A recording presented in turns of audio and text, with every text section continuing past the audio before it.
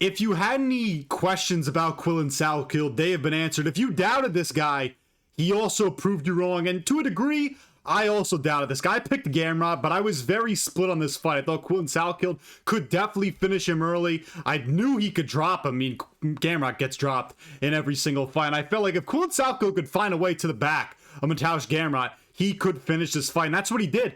Did a little replication of Charles Oliveira following Charlie Olive's fucking game plan at Gamrot. This was an incredibly impressive performance because he made Gamrot look worse than Charles Oliveira made Gamrot look. I mean, that was impressive in itself to out-grapple a guy of Gamrot's level. To take him down and then take his back and submit him is absolutely insane. Out-scrambled Gamrot, survived that weird leg entanglement, leg lock situation, didn't get submitted there. Also drops him early with the left hook. That, you know, wore a lot of damage on Gamrot's face. To finish Gamrot within a round, it can't be talked about enough how fucking impressive that was. Because even if you were picking Quillan Salkilld to win this one, I don't know if you necessarily would have picked him to win this way by dominant round one finish where the fight was never close. Maybe you would have said round two, round three. Maybe he catches Gamrot really bad with a big right hand and finishes him that way because Quillan Salkilld has that kind of power for lightweight.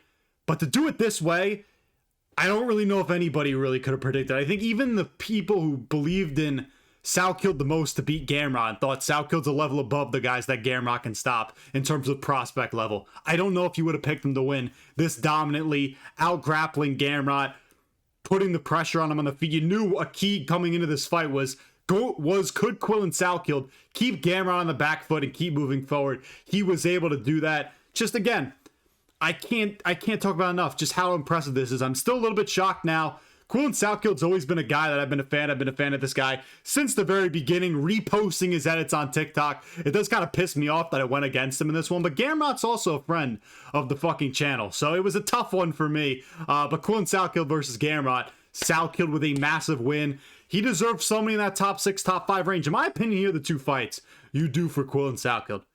You give him BSD. BSD took no damage against Paddy Pimblett. I think Quillan Salkilld would render BSD unconscious. BSD's so fucking slow. I think Quillan Salkilld has more than enough confidence striking. We know how good his grappling base is, has really good BJJ. I mean, he just went out here and out-grappled Gamrot, probably one of the best wrestlers, not just in lightweight division, but in all of the UFC.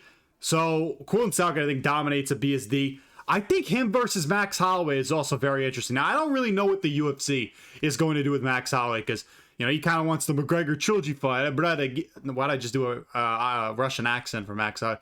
We want the return the trilogy back next December, brother. Let's get this money. Fuck that. Quillan Salkilld versus Max Holloway is very intriguing. I think Quillan Salkilld could win that one, guys.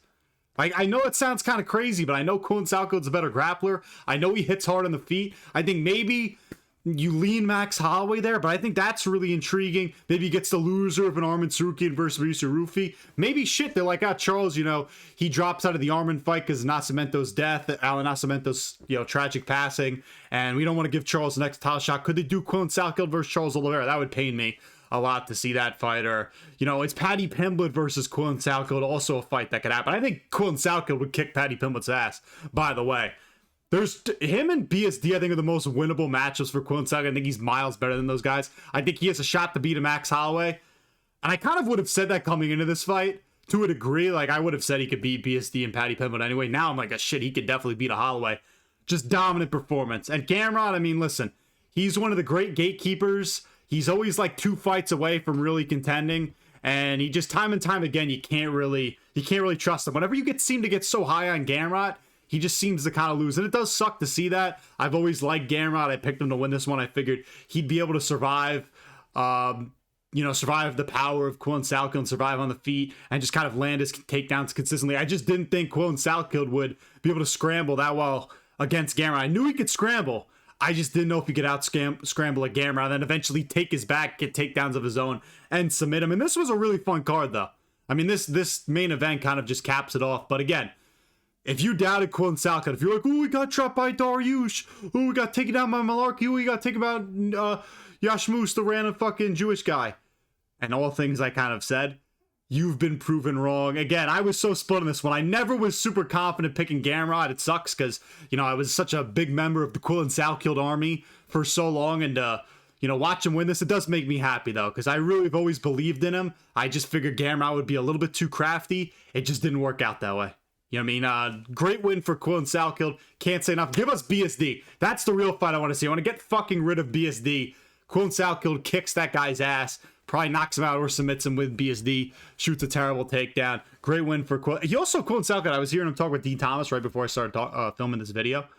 He said he heard a pop in like his ankle or knee when I think Gamrot was in on one of those single legs, and he said the adrenaline kind of carried him through. He said, fuck, if I got to round 2 or round 3, I could have been in some real trouble against Gamrot. He showed a lot of respect for him, and I'm just really excited to see what is next for Quillan Salkilld. Again, BSD, Paddy Pimblett, Max Holloway. Those are the 3 names that I am circling if I'm Quillan Salkilld. Proved everybody wrong, and now you really know his fucking grappling is elite. Let's move on to some other fights. Now, I don't even know if any of these are going to load because the UFC website fucking sucks, as you could see.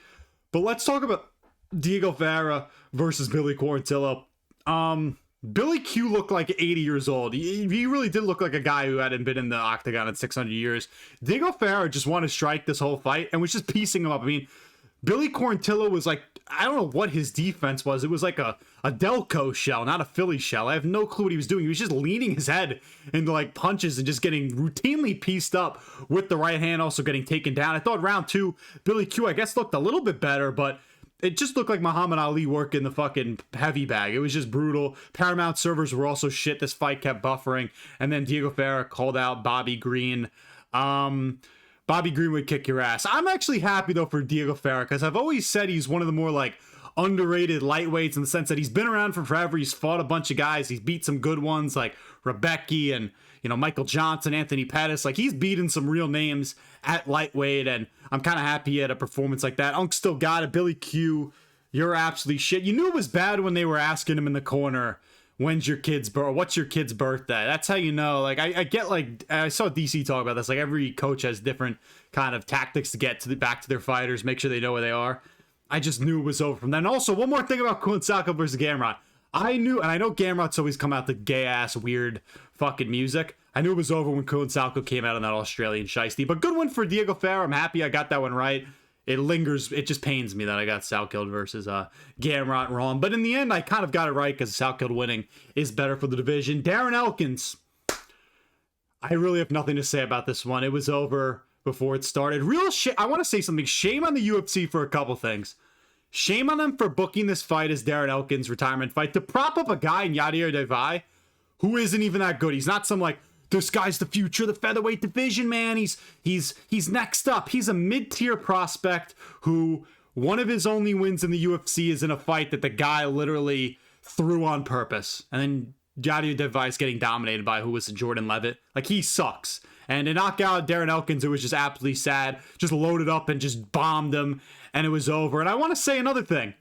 Shame on the UFC. We have seen them give some, you know, questionable guys who weren't champions, were around for a while, give them retirement video packages. And we saw Cub Swanson. Cub Swanson's a legend. Anthony Smith, you know, he fought for the belt. You know, he's been around for a while. He works at the UFC. I mean, I guess. Michael Chiesa is where I drew the line in terms of recent retirement video packages. Michael Chiesa was good, don't get me wrong. I don't want to make this into a, like, Michael Chiesa was shit. I think he was like 1 fight or 2 fights away from the belt before he got the fucking dolly threw at him when he was in the truck with Khabib, and then the glass got all over him, and then I think he lost to like Anthony Pettis after that. That's where I drew the line. Michael Chiesa was where I drew the line on retirement video packages. You couldn't have thrown something up for Darren Elkins to sit there and watch with his family on the little, like, the flat screens in the Apex. I know they had, like, a little retirement video package thing before the fight that I don't even know if he saw. It was in, like, the commercial part. But he deserved a little bit of a moment in there. Like, I know they spoke to him, but, like, you know, his whole family went out there and just watched them get put out cold. The least you could have seen was, like, you know, a minute of Darren Elkins highlights, so maybe Jelly Roll pops in there and says something. But that's just my quick rant on fucking the Darren Elkins retirement. Sad to see. You hate when they go like that. Let's talk about Amanda Lemos versus Alexia Thainara, because this was a fight that played out a lot differently than I thought it was going to be. Somebody gave this 30-27 Alexia Thainara. Don't know why. It was a pretty fun fight, though. I thought Alexia Thainara was just going to come in here, smudge her on the fence in the clinch, and just blobber Amanda Lemos and take her down. But no, it was like pretty much mostly on the feet. There were a couple knockdowns. Both of them were bleeding after the fight, landing big hooks, overhands.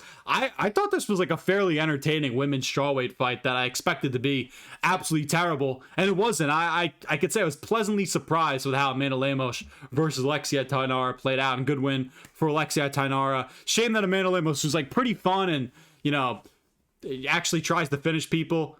She lost this fight, but, you know, whatever. Let's move on to Billy Ray Goff versus Ty Miller. My one complaint is why did Jason Herzog not end this fight early? He should be sent to the gulag for letting this get to round 3. This fight should have been over in like round 2.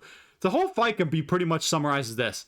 Ty Miller just boxed up Billy Ray Goff for the entire time, mixing the head kicks, working in the jab. Billy Ray Goff couldn't move his head off the center line, circle whatsoever, just looked really absolutely shit. Gets dropped pretty bad in like the first, the second round. Nasty ground and pound. Ty Miller couldn't get the finish there. Just really, just an ugly fight. I kind of feel bad for Billy Ray Goff, and he got severe life-threatening brain damage because Jason Herzog didn't want to call this fight earlier. Also, nice job by Ty Miller. Again, this guy is pretty good and legit for welterweight. Long build, good frame, can mix it up pretty well. Just has very slick boxing. Really nice and fairly impressive performance over a guy, Billy Ray Goff, who's tough and he can get finishes and have exciting fights. Let's talk about Steven Asplund versus Guilherme Pat. You know, I don't think this was exactly the most impressive performance by Steven Asplund, where I don't know. I think he had a lot of trouble with the speed of Guilherme Pat, and he had trouble with the jab, and Guilherme Pat, you know, chopping a lot of leg kicks. And I thought this was a very winnable fight for Guilherme Pat in the sense that had he just stayed out in the open a little bit more and kept working the jabs and his hooks and the leg kicks, he would have won this. His need to keep going into the clinch in this lost him this fight because, you know, early on it was a very clinch heavy fight. I thought Steven Asplund in the clinch, the one thing that he was doing well was landing big elbows out of the break. He clipped Guilherme Pat in that first round with a left hook and then a right hand and ground and pound, got inside control, bombing elbows. Oh my God, he's going to get a finish. Round 2, Guilherme Pat's looking a lot better. He's landing, you know, big left hooks, looking a lot faster, chopping the leg kicks. And Steven Asplund just looked like he needed to figure something out as Guilherme Pat just keeps landing stiff jabs. And one thing I loved about Herb Dean in this one was just kept breaking up the clinch, which nobody wanted to see these guys in the clinch because nothing was going on. But how many times did this fight get to the fence, and Guilherme Pat is just grabbing on top of the octagon, and Herb Dean warns him, you know, but he never took a point away despite it happening like 8 times. Asplund, I believe he got dropped in, you know, the 3rd round or something, or the 2nd round, and Asplund did have a nice moment in the 3rd round where he threw up like a head kick or kind of like a knee that wobbled Guilherme Pat and hurt him, and tried for that standing guillotine. Let me tell you something, because I think people, you know, might shame on the standing guillotine a little bit. If you have the opportunity to get a fucking standing guillotine, you go for it. It looks so fucking cool. Couldn't get it though. Good win for Steven Asplund, I guess. You know, Guilherme Pat slowed down in that 3rd round. Had he not really gone into the clinch that much and maybe doesn't get caught with kind of that kick, he could have won this. But just getting away from the jab and the leg kicks in this one did kind of kill him. Good win for Steven Asplund. Listen, I was kind of a believer months back that Steven Asplund would kick Josh Hogan's ass. I don't really know if I believe that anymore. But either way, happy to see Concrete win. Just hope he continues to grow as a fighter. He's still young. I think he's only like 28, so he still has time to kind of continue to build himself in the heavyweight division. DR Nurgazai versus Bruno Lopez. This was shaping up to look like one of the most boring fights ever, where they were just throwing leg kicks at each other and outside calf kicks, and it was just really boring. I mean, nothing was going on. Bruno Lopez thumbs DR Nurgazai, and then Lopez gets caught really badly with a right hand, and it was like a delayed reaction. He falls, ground and pound. He somehow like works his way and wrestles back up and falls into a takedown, but he's still hurt. And then DR Nurgazai kind of hits him with a nasty combo. Spinning back fist, uppercut, drops him with the left hand, buzzer beater knockout. It was absolutely sick. Good win for the Kazakhstani, DR Nurgazai. Louis Sutherland. Can't believe I picked Louis Sutherland to win a fight in 2026. And I know Jose Matani, he just beat up on random Aztec warriors, but he looks so fat and he gets taken down. I think he gets like thrown into side control, and Montagna kind of just flattens him out, takes his back and subs him. I don't even think the choke was really in there at all. You know what I mean? It didn't really seem like it was in there. And just how bad is Tai Tuivasa? I just want to say that. If you had it, and listen, I was kind of talking about some of this. Ooh, maybe Tai Tuivasa could beat a Rubeles to Spain. Take that back. There's no chance he's beating Rubeles to Spain. I get Rubeles to Spain's not grappling, but just for Louis Sutherland to look like this shit, and he beat Tai Tuivasa. I know MMA math doesn't always work, but I'm just fucking taking Rubeles to Spain. I guess good win for Jose Montagna. Manuel Sosa versus Richie Miranda. Richie Miranda got his legs pretty much destroyed for this entire fight. Nasty inside kicks from Manuel Sosa pretty much just throughout the fight. I thought Richie Miranda looked tough where he was landing hooks in the clinch, and I give credit to him. I think Richie Miranda is actually still pretty good. I just think Manuel Sosa is a pretty tough, debut in the UFC. And just a good win for Manuel Sosa. I thought he probably could have got a finish here. I give the one thing that's kind of a freak about Manuel Sosa, for him to hit as hard as he does and his cardio to hold up as it is. I mean, he goes into like these, post-fight interviews and he doesn't even look like he broke a sweat. He's not panting at all. Just impressive. Good win for Manuel Sosa. Richie Miranda, you'll be interesting and a name to watch, at least for, your rest of the time in the UFC. Miles Johns beats Gianni Vasquez in actually a pretty fun one where, Miles Johns looked pretty, calm and composed early on, where he's finding that right hand, being patient early, but then Gianni Vasquez drops him bad with a right, couldn't finish him, and then a leaping left hook kills Gianni Vasquez. Good for Miles Johns to get back in the win column. I feel like he's always a dude who you felt like he does have talent, but just seems to run into either bad matchups or he's kind of pretty inconsistent. He had lost 3 in a row before this. Good win for him. Rufina Oliveira, she's shit, and Julia Miller subbed her. And it's really a shame because this looked like one of the best women's fights ever. Carol Four versus Gigi Kanoto. For Carol Four, I believe it was her, to survive that armbar was absolutely insane.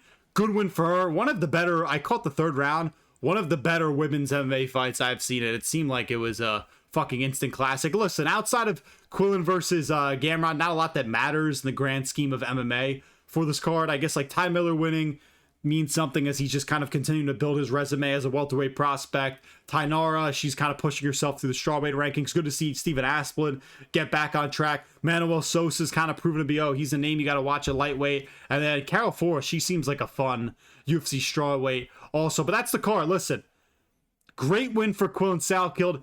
Happy for the guy. I know people, you doubted him. You got a main event pick wrong. I was on such a nice streak too.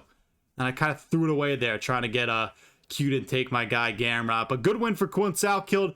Not going to see too many other guys dominate Gamrot that way. If you're new here, remember to like, comment, and subscribe. The doctor is signing off. Let's go fucking Quillan Salkilld. Give us BSD.